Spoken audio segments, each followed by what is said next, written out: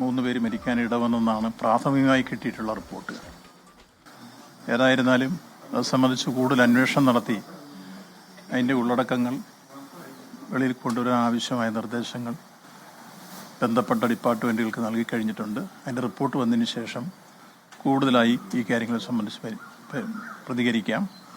ഇപ്പോൾ പരിക്കേറ്റവരെയെല്ലാം കോഴിക്കോട് മെഡിക്കൽ കോളേജിലും കൊയിലാണ്ടി ആശുപത്രിയിലുമായി ചികിത്സകൾ നൽകിക്കൊണ്ടിരിക്കുന്നു. 2 പേർക്ക് ഗുരുതരമായ പരിക്കുനിയും ഉണ്ടെന്നാണ് ഡോക്ടർമാരുടെ വിശദീകരണത്തിൽ നിന്ന് മനസ്സിലാക്കാൻ കഴിഞ്ഞിട്ടുള്ളത്. അപ്പോൾ പരിക്കേറ്റവർക്കെല്ലാം വേണ്ട ശുശ്രൂഷകൾ നൽകി അവരെ സംരക്ഷിക്കാൻ ആവശ്യമായ നിർദ്ദേശങ്ങൾ ബഹുമാനപ്പെട്ട ആരോഗ്യവകുപ്പ് മന്ത്രി നിർദ്ദേശങ്ങൾ നൽകിയിട്ടുണ്ട്.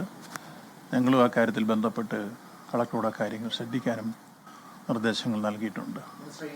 ക്ഷേത്രങ്ങൾ കേന്ദ്രീകരിച്ചുകൊണ്ട് ഈ വേണ്ടത്ര ശ്രദ്ധ കൊടുക്കുന്നില്ല. ആനയെ കൊണ്ടുപോയി ഉത്സവം നടത്തുമ്പോൾ ഇത്തരത്തിലുള്ള സംഭവങ്ങൾ ഉണ്ടാകുന്നതിൽ കാണാതെ യാതൊരു ശ്രദ്ധയില്ലാതെയാണോ ഈ കാര്യങ്ങൾ ഏകോപിക്കുന്നത്?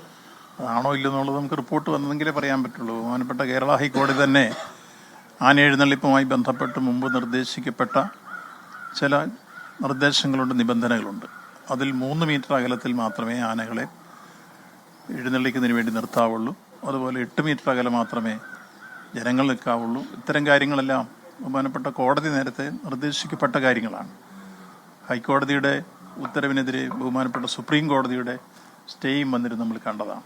ഇത്തരം ഒരു പശ്ചാത്തലത്തിലാണ് ഇപ്പോൾ ക്ഷേത്രങ്ങളിലെ ഉത്സവങ്ങൾക്ക് ആന എഴുന്നള്ളിക്കുന്ന സാഹചര്യം വന്നിരുന്നത്. ഇവിടെ പ്രത്യേകമായി വനം വകുപ്പ് ഈ കാര്യത്തിൽ ആന പരിപാലിക്കുന്ന രംഗത്ത് നിർദ്ദേശങ്ങൾ നൽകിയിരുന്നു എന്നാണ് പ്രാഥമിക റിപ്പോർട്ടിൽ അവർ സൂചിപ്പിക്കുന്നത്.